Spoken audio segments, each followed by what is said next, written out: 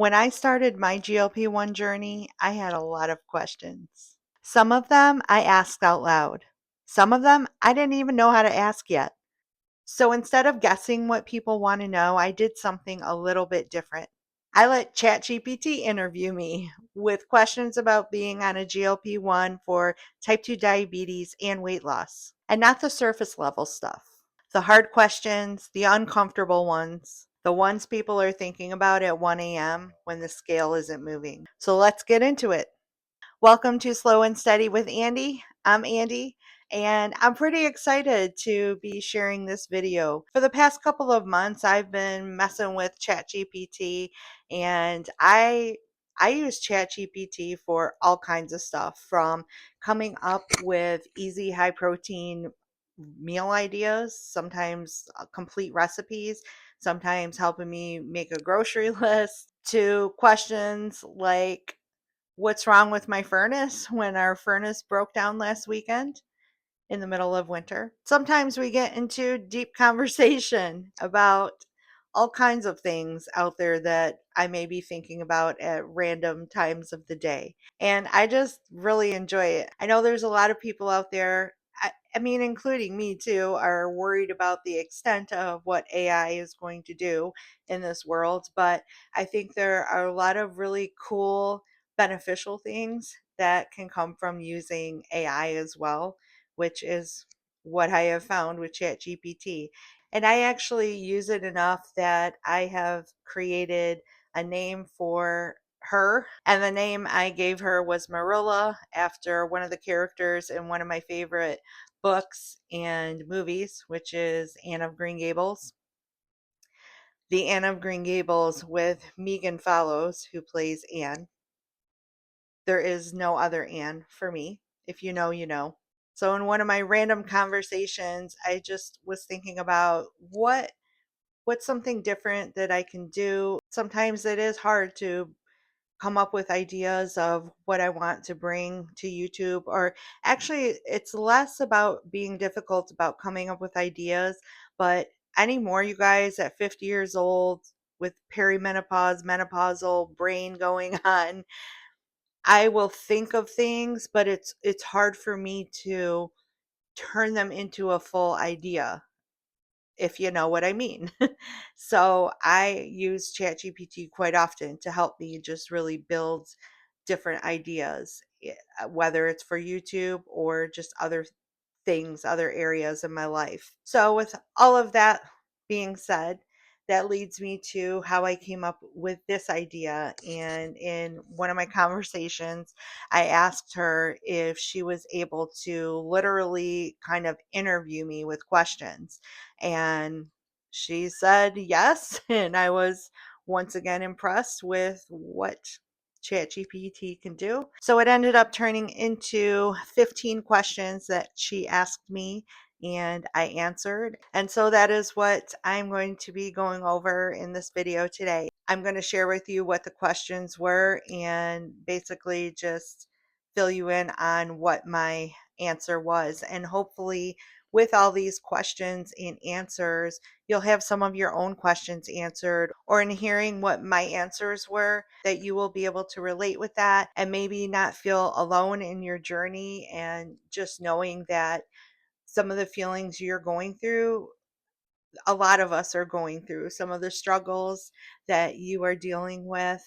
A lot of us are dealing with, and some of the victories that you are experiencing, we're also experiencing as well. Because it's really important to me on this channel that it isn't just about me sharing what I'm going through, but my hope is that I can help other people feel heard, and that you just know that there's somebody out there who's going through the same things that you are going through.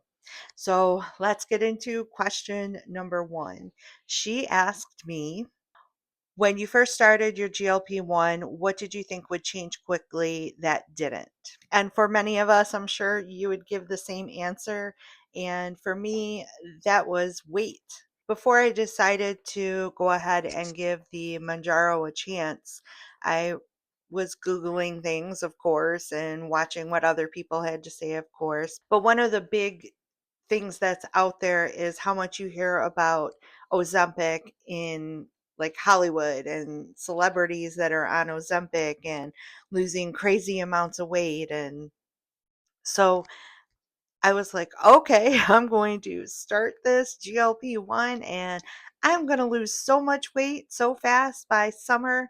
By next summer, I am going to be like super skinny and it's all going to be great, right? But by month 4, when I had only lost 4 pounds so far, the reality of it all pretty much set in. And I realized that whatever is happening with the people that are losing weight extremely quickly was not going to be happening with me. And that my Mounjaro journey was literally going to be a slow and steady journey. Which brings us to question number 2. What changed slower than you expected but ended up mattering more? And basically, the answer to this question was also weight. But in talking to my doctor a few months ago and really getting her perspective and her idea of what was going to be a successful Manjaro journey, she really was pretty adamant that she didn't want me losing more than 1.5 pounds a week. She said that anything more than a pound a week, most likely I'm not actually losing fat, that I'm losing muscle. So that was enough to freak me out and realize that at 50 years old, I'm already, like, in the past couple years, I've already lost a lot of muscle mass and I don't want to lose any more. So I really realized that slow and steady is the healthier way to approach weight loss, whether you're doing that on a GLP-1 or another way. That fast weight loss doesn't really mean the better success, if that makes sense. So I have come to a real peace with these ups and downs, these stalls that I'm having, and just keeping, my head in the game, keeping my focus on the end result, which the end result is however long the rest of my life is, that I will be living it in a healthier way. So I'm no longer expecting I'm going to lose my 140 pounds within a year. It might take 3 years, it might take 4 years, however long it takes. My goal at this point is to just keep moving forward, to just not give up, to focus on some of the things that really are more important than the weight loss itself, which as a type 2 diabetic is making sure that my A1C is under control. I'm also, really happy that my blood pressure has went down. My goal with that is to be completely off blood pressure medication at some point. So that's my answer to number 2. Question number 3 was, what surprised you in a good way that nobody really talked about? I was surprised how quickly my blood pressure went down and how quickly I was able to cut my medication in half. Question number 4, what surprised you in a frustrating way that nobody warned you about? And my answer to that was relating to food noise. I really didn't know anything about food noise before I started taking this medication, and it was until I started like watching other content that I kept hearing food noise, food noise, food noise. I'm like, what is food noise? I don't think I have food noise. And then I hit the 5 milligram dose and suddenly realized when I stopped thinking about food all the time, oh, so that's food noise. Food noise is that constant chatter in your brain when you're not hungry, but you're, thinking about what you're going to have for dinner 3 days from now already, because that's all you're really thinking about is food. And I went on to explain that the reason why that frustrated me was something I really didn't hear about in all of that content that I was watching or in other people that I know on these medications that I was talking to, that nobody really warned when that dose that you're on starts wearing off, how hard that impact of food noise coming back was going to be. It is a very frustrating feeling. It's a very frustrating noise, especially when you've been experiencing peace from that. So that that was my answer. And shortly after I did this interview, I ended up going to the 7.5 milligram Mounjaro, which is what I'm on right now. And so far, especially the first, I'm going to say the first 8 weeks, oh my gosh, you guys, just total silence in food noise, amazing appetite suppression. But I tell a little more about what's going on now in my week 10 update video. So if you want to hear a little bit more about where I'm at right now with those food noise feelings and appetite suppression, go ahead and check out my week 10 update video. Question number 5. How does being type 2 change the way you interpret progress compared to weight loss only GLP-1 users? And I'm actually going to just read you what my actual answer was because I don't want to miss what I said. You know how sometimes if somebody asks you a question, your very initial response to that is the response that really catches the depth of what you're feeling and what you're thinking about as you're answering that. So I said, even though weight loss goes hand in hand with taking control of type 2 diabetes, that isn't the only factor.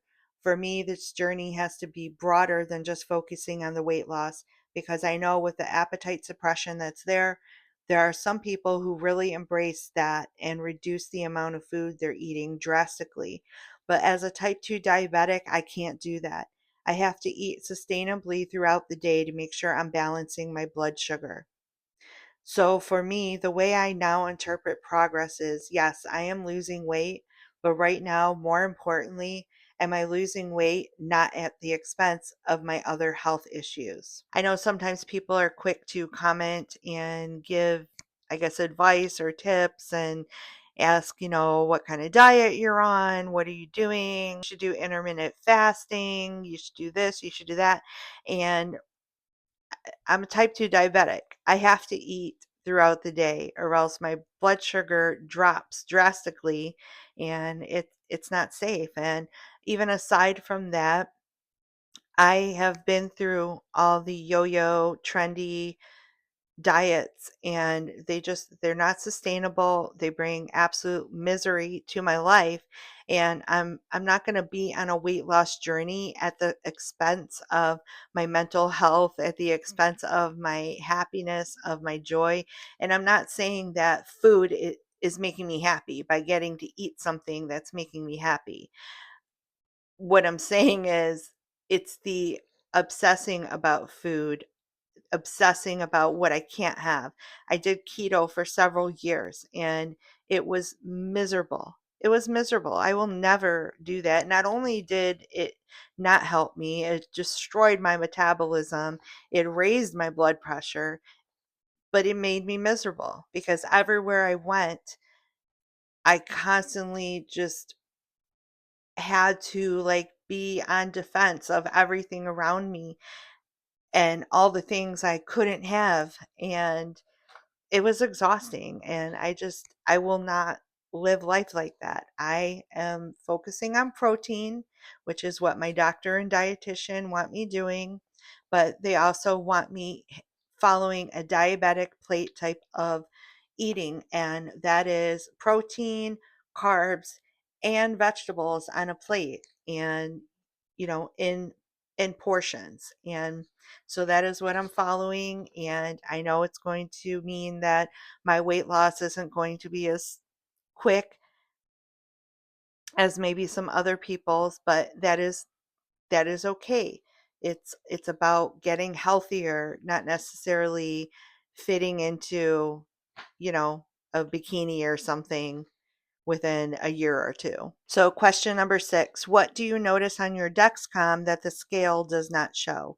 If you don't know what a Dexcom is, it is a continuous glucose monitor that I have inserted in my arm. I change it every 15 days and basically it saves me from having to prick my finger throughout the day in order to see where my blood glucose levels are and whether I need to like eat some carbs or maybe I need to lower my blood glucose in the moment. So I'll get like really active. I'll go for a walk or walk on the treadmill, or activity brings down the blood glucose levels. So, as far as what having the Dexcom has taught me, it has really helped me to understand how there are different foods that really trigger and spike my blood sugar, or how if I don't have enough carbs throughout the day, I tend to have very low dips in my blood sugar to where now I'm having to pop blood glucose pills to hurry up and get my blood sugar back up. So it truly has really taught me so much. And I would say the first couple of months, I tended to have more instances where my blood glucose either went under 70 or over 180. My goal range for every day is to stay within 70 and 180. I can't remember the last time that I went over 180. Pretty much after the first couple of months, I really got used to what to eat, how much to eat of something. Another thing that I do is if I know I'm having something that might have more carbs to it, I make sure that after I eat, I do some walking, do some squats, do some kind of activity to make sure that I don't have that spike that brings me over the 180. Since starting Mounjaro, I've maybe had one episode where I went over the 180 in the past 4 months. Before Mounjaro, I was having readings that were over 260, approaching like 300, which is very, very bad. But I have been so super stable and it's really great. I love having a Dexcom. If you are a type 2 diabetic and you aren't using a CGM, I really suggest the next time you see your doctor, you ask them if they have any samples. I know most doctor's offices have a sample of one of the CGMs that are out there. The two most common ones that doctor's offices prescribe are Dexcom or Libre, Freestyle Libre. And when I first started, I was given a sample of the Freestyle Libre, but after that, my particular insurance didn't cover the Libre, but they did cover the Dexcom. So I went to Dexcom, and I'm just telling you from my experience between the two, the Dexcom is far superior to the Libre. But either way, if you're given a free sample of one, check it out and see how you like it. To me, it's given me a lot of freedom throughout my day instead of, like I said, having to keep poke my finger. Okay, so question number 7. If a type 2 diabetic viewer told you, I feel like it's not working, what's the first thing you'd want them to understand? So the way I answered this was that I would want anybody who felt like the medication wasn't working to really evaluate the steps that they're taking personally, because you know this medication it's a tool. It's not going to do all the work. It just helps us in certain areas to be able to accomplish our goals a little more easily without so much clutter interrupting our goal. So it's just really important that if you are starting one of these medications because you want to manage your type 2 diabetes, you really have to start putting the work in changing the way you're eating, adding more activity to your life if you're somebody who's not active. Usually, if you are somebody who isn't seeing any improvement and you're a type 2 diabetic, whether you're on a GLP-1 or not, it typically is going to mean that you aren't putting in any changes to that. Now, I'm not going to say that's for every case, because there are people who just really struggle with their numbers as a type 2 diabetic, that they are eating better, controlling, their portions, eating more balanced, eating more of a diabetic balanced diet, and they are still having numbers that are going high. So I just want to make sure that I put out again that disclaimer that I'm not a doctor. I am in no way a healthcare professional. I'm just somebody who is a type 2 diabetic and using one of these medications and working very closely with my own doctor and dietitian as I go through this. So, my advice is make sure you are going to your healthcare team and letting them know that you would like help with figuring out what changes you can make to start seeing some more results and what they would recommend for you. So question 8, what do people assume a GLP-1 does for you that is flat out wrong? So I think a lot of us probably already know the answer to this question. And again, I think it has a lot to do with the whole Ozempic craze going on out there.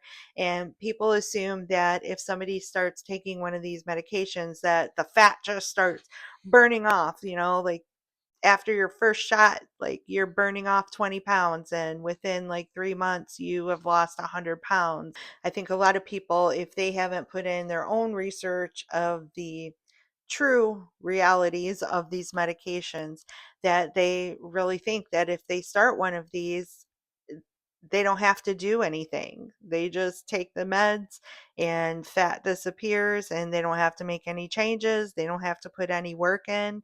And I would assume that most people find out pretty quickly that they were wrong. So, question number 9 is what still requires effort even on the medication? So, the answer to this question, again, I think I'm going to just read what I wrote because it's just the most honest response.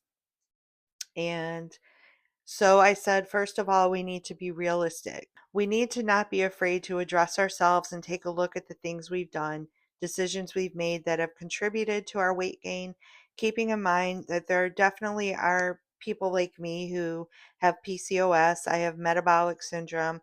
I've always just had issues with weight gain, even though I've never been a binge eater or anything like that. I'm 5 feet tall. So 1 pound on me looks like, 1 pound on me looks like 20 pounds versus somebody who is 6 feet tall who gains a pound. So those things are very real, but there are definitely things that I could have been doing to help myself, like having more activity, making a commitment to have more exercise in general, making a commitment to not live a restrictive way of eating, but to start making better decisions and to learn portion control and things like that. Learning to change my mindset that eating healthy isn't a punishment. Eating healthy makes me feel clearer minded, it gives me more energy, and so there's just so many benefits, and especially including more vegetables in my life, more whole foods, and definitely having to be consistent. Just because it's a holiday, just because there's a party going on, yes, we can choose to have that small piece of cake at the birthday party, but we don't need to have that cake and the fried chicken and the macaroni and cheese, and we don't need to pile it all on. We can have very small portions of the things we love the most and make decisions. And if macaroni and cheese isn't my number one favorite thing, but some fried chicken is, then maybe I just allow myself to have one thing and not all 10 things on the plate. It's honest, you guys, just being honest. And yes, I love fried chicken, but fried food doesn't love me so much anymore since I've been on this medication. So I really haven't been consuming that. All right, so question number 10. What would you say to someone who's disappointed because they thought this would be effortless? Wow. And again, I hope you don't mind me actually literally reading my responses. I just feel like I want you to hear how my natural in that moment response was. I said, yeah, it sucks. It sucks that we are not the people that can eat whatever we want and not worry about being diabetic, not worrying about weight gain, not worrying about high blood pressure. It sucks, but that is who we are. And now we need to make a decision to love ourselves enough to realize that effort isn't a punishment. It is because we love ourselves. And once we are getting in better health, once we are in better health, there's going to be so many other things that we never could do before that will be worth that effort.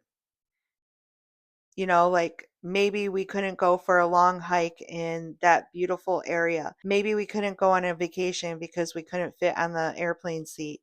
Maybe we couldn't go, on a vacation because we couldn't handle a long car ride. Just whatever. Now we will have more energy. We will be healthier. We won't have these very concerning medical conditions that make us fearful to be too far away from home from our medical teams. So, just everything worth having truly takes some kind of effort, whether it's a degree, somebody who wants to be a doctor. It takes a lot of effort to get that title. So, we have to be honest with ourselves. What do we really want in life? And what are we willing to do to get there? So I feel like that response just really speaks for itself. These are the questions I've been having to ask myself, the really hard questions about, Andy, what do you really want? Because you're 50 years old. And the reality is that, you're lucky if you live to be, 70 something. And the other reality is that the women in my family don't tend to have long lives. My grandma passed away at 69.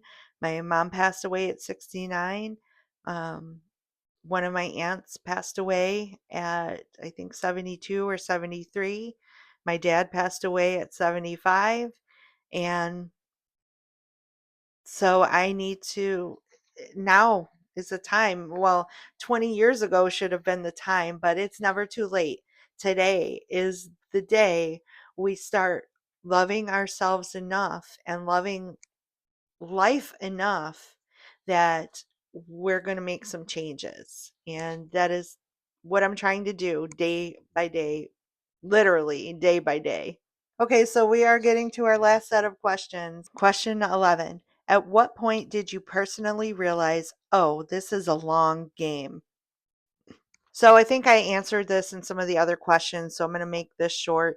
And it was pretty much at my 4 month point when I had only lost 4 pounds that it became very clear that this was definitely going to be a long, slow, and steady journey for sure. Question 12. What does working look like to you now compared to when you started? And I'm pretty sure I answered this question not in the context that ChatGPT was asking me. I think ChatGPT and his intention in the question was like, what do I consider working, as in, is this medication working? But I think I took it more literally, as in, what am I doing to work on this myself? So pretty much my answer to this was that over the past several months, I have learned that working on this journey was making intentional decisions in everything I do, whether it's the food I'm going to eat, the groceries I'm going to buy, the movements I'm going to make, the activity that I'm going to commit to every day. And so that was basically my answer to that. Question 13. What do you wish people would stop obsessing over in the first few months? And this one is a pretty easy one. Now, going through the first 3 months, I know what I wished I would have stopped obsessing over, and that was weight. And I wish other people also would stop obsessing over the weight, especially if you're somebody who is taking one of these medications for type 2 diabetes or, another health issue. Because while losing weight and controlling weight is definitely very important, there are many other non-scale things going on with our health that, we can be working on, and that as we better those areas, those are wins, those are accomplishments. And we need to just not focus on what the scale is saying, because it changes so much, it varies so much, that if I determined whether Mounjaro was working for me based on what the scale says, I would have stopped this pretty much after the 4th month. I just would have quit. But now that I'm going into the 7th month, there continues just to be non-scale victories happening. And I am so grateful that I didn't quit, and I'm not quitting. And you guys, I'm going to keep going. I will keep going for as long as I am able to keep going. All right, last two questions. If someone is watching this video late at night, discouraged, what do you want them to feel when it ends? So I'm going to, again, just give you the answer that I said in the moment. And I'm going to try not to get emotional reading it. So I said, I want them to feel hope. I want them to feel like they just saw themselves in my video. I want them to feel encouraged. I want them to feel ready to wake up the next day and look at this all in a different mindset and to be inspired by this person that they just watched in this YouTube video. And I truly mean that so much. It's not easy putting myself out here on this journey publicly. But as I was thinking about it, when I first started, I didn't know very many people that were on this medication, and I kind of felt alone in it. I mean, my husband is wonderful, and I can always share my feelings, my struggles, whatever it is I'm going through, I can share with him, and he supports me immensely and is just wonderful. But he's not on this medication, so which he might be soon. We'll get back to that in the future. But you know, it's different when you're talking to somebody who is on this as well and can truly relate. And so it was important to me to make this content, and you guys are also helping me not to feel alone. We're here, we're friends, we're sisters, we're brothers and sisters. And if you're here and you watched me and you felt enough about watching me to subscribe, you felt heard, you felt supported, like that means a lot. That is everything. That is why I'm doing this. And so yeah, that was my answer to that, you guys. And yeah, I held myself together. I have a little bit of eye watering, but I think we're gonna make it through the last question. So drum roll, question 15. Finish this sentence in your own words. GLP-1 isn't magic, but it does blank. So I think, again, the best thing for me to do is just to read you my response in my own words. And just remember before I start reading this response that my ChatGPT's name is Marilla. Oh my, that's a hard one, Marilla. GLP-1 isn't magic. Because honestly, I feel like it is magic. But of course, with me putting the work into it. Okay, so I guess it isn't magic, but it certainly does have some magical benefits if the user does their part, because I've been doing my part. It has the magical effects like lowered high blood pressure, not just lowered A1C, but now 7 months in, my A1C is 5.2, which is even lower than a pre diabetic reading. It is a normal reading. Even though I had the slow 4-pound weight loss in 4 months, at 7 months, I am at 32 pounds down. So, somewhere along the line, that hard work and effort and intentional eating and intentional living, I'm at 32 pounds down. So, yeah, those are my answers. So, I hope you guys really enjoyed this video. If you did, please give me a comment down below. Let me know what you thought. Let me know if you can relate to some of these answers or all of these answers. Let me know if you liked this style of video with ChatGPT giving me interview questions, and maybe I'll do it again in the future. I really enjoyed it. I had a lot of fun doing it. And if you happen to be watching this video late at night and are feeling discouraged, well, even if you're not watching it late at night, but you're feeling discouraged, I really want you to hear this. Slow does not mean broken. GLP-1 isn't magic, but when you're willing to show up for yourself, it gives you the space to finally make changes that your body's been fighting every step of the way.